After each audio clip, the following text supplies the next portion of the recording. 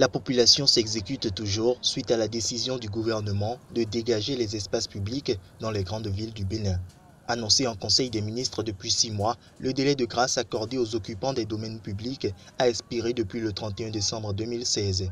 Les occupants illégaux des domaines publics doivent libérer l'espace au risque de voir les agents de l'Institut géographique national procéder de force au dégagement des espaces publics et des lieux anarchiquement occupés à compter du 2 janvier 2017. Cette opération de déguerpissement de l'espace public, on en parlait depuis des années. Moi, je suis très content puisqu'on arrive maintenant à voir clair dans les rues. Le déguerpissement des espaces publics est une décision prise par le gouvernement le 15 juin 2016.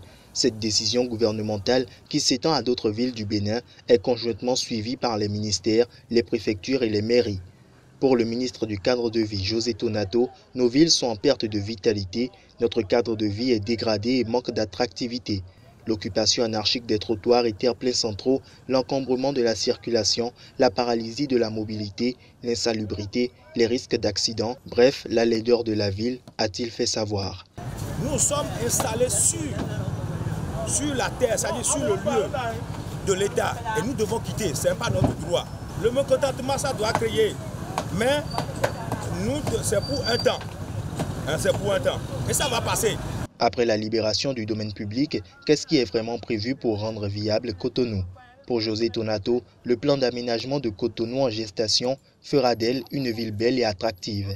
Les villes concernées par les opérations de déguerpissement sont Cotonou, Porto-Novo, Parakou, Abomey-Calavi, Semekoji, Ouida, Abomey et Bohican.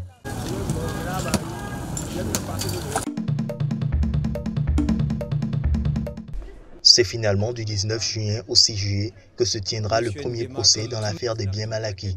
Accédant à la demande de report de la défense, qui n'avait bénéficié que d'un délai de 8 semaines pour préparer l'audience, le tribunal correctionnel de Paris a décidé mercredi du report du procès de Théodorin Nguema Obiang, fils du président de la Guinée équatoriale et vice-président du pays.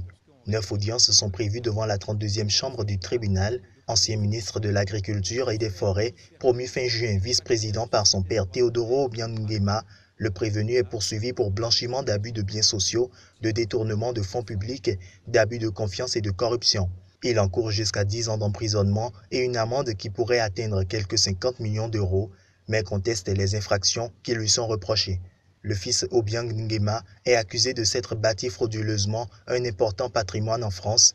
Hôtels particuliers, voitures de course et de luxe, costumes de marque par dizaines, jets privés.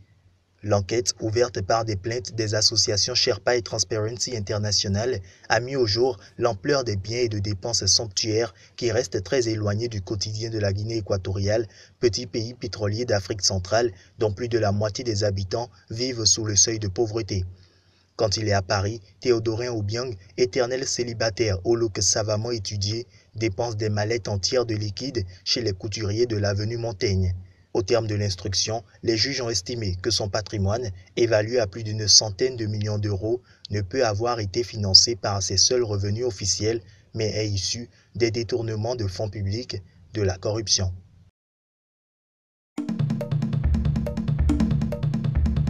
Deux petites plaies typiques d'une morsure de serpent. Gina s'est fait surprendre sur un sentier il y a 3 mois. La douleur n'est toujours pas partie. Il m'a mordu, mais je ne l'ai pas vu. Je pensais que c'était un bout de bois. J'ai regardé et j'ai vu que le sang coulait. On a dû me porter chez moi car je ne pouvais plus marcher. D'après la Société africaine de vénimologie, près d'1 million de personnes sont mordues chaque année en Afrique et plus de 20 000 victimes n'y survivent pas. Sur l'île de Soga, dans l'archipel sauvage des Bijagos, en Guinée-Bissau, on trouve des vipères, des cobras ou encore de redoutables mambas qu'on appelle ici kakuba. J'ai connu des gens mordus par des serpents qui en sont morts. Les kakubas sont les plus venimeux. Le plus souvent, quand ils te mordent, tu ne survis pas. Ils sont souvent dans les arbres et les feuilles de palmier. Dans cet archipel où l'on circule en pirogue, seule l'île de Boubac dispose d'un hôpital. En cas de problème grave, il faut compter plus de 5 heures pour rejoindre par la mer la capitale, Bissau. Les victimes ont donc souvent recours aux guérisseurs, à défaut d'autres choix. Les victimes vont souvent sur l'île de Formosa, qui est réputée pour ses guérisseurs. On fait tremper des racines dans de l'eau, puis on leur fait boire le breuvage. Faute de demande, des groupes pharmaceutiques ont arrêté la production de certains sérums, provoquant une hausse des prix et rendant ces traitements inabordables pour les plus démunis.